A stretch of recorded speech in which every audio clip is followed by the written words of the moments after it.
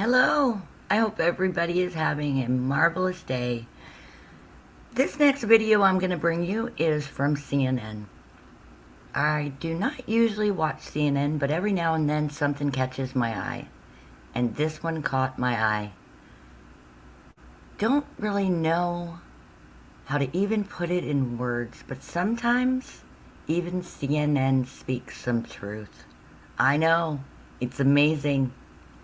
But I find this also humorous. Again, all views are my own.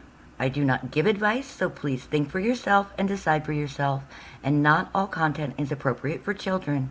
Thank you for joining me, and I hope you enjoy this as much as I do.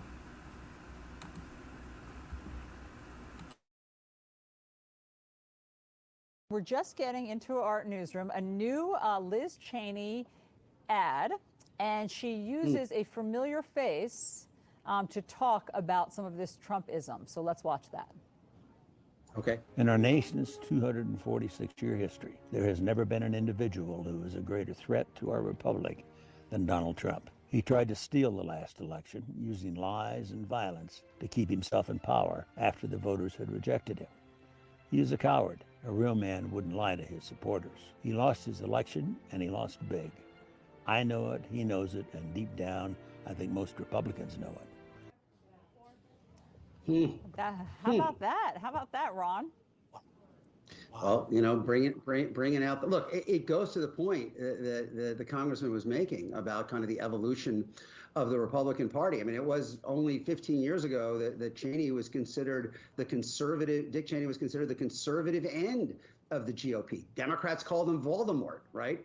And now, because he ascribes to a vision of conservatism that is centered on small government, strong national defense, as opposed to this sense of grievance about being displaced in a changing and diversifying country, he's kind of, on the outs in this party. And, Liz Cheney is, I think, a perfect embodiment, highly unlikely to win her primary, but she symbolizes a lot of, this roughly 1/4 to 1/5, somewhere in there, of Republican voters who are deeply uneasy with the Trump direction, but yet have continued to vote for candidates advancing it on the grounds that they like Democrats even less. What does she do going forward? What do they do going forward? What does Dick Cheney, George W. Bush do going forward? I think that's just a critical question for how American politics evolves and how great this threat to democracy becomes in the next several years.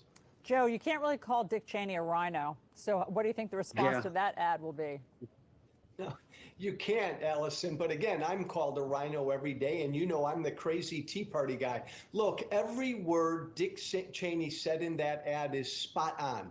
But here's the deal. Liz Cheney's going to lose in a couple weeks, and she's going to lose soundly, because the Republican Party base doesn't give a damn about any of that stuff anymore. They are enthralled with this notion of a strong man and a dictator. Okay, Joe Walsh, Ron Brown. Can I just say, very quickly, Ron, go. Real quick, very quick. There are so many conservative pundits who are trying to make the case that the Republican Party has moved beyond Trump. Look at Arizona. Look at Michigan. Election deniers in all of the top offices.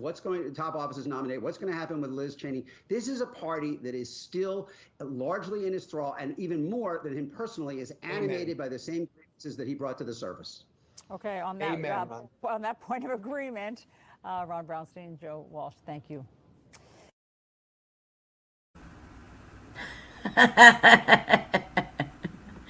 Oh my goodness. I'm telling you. Very few things will leave me speechless, honestly, but that was beautiful. I hope you enjoyed it as much as I do. I don't even know what else to say about it. I think it speaks for itself. But listen to what Cheney says at the end. I found that kind of interesting, didn't you? Be blessed.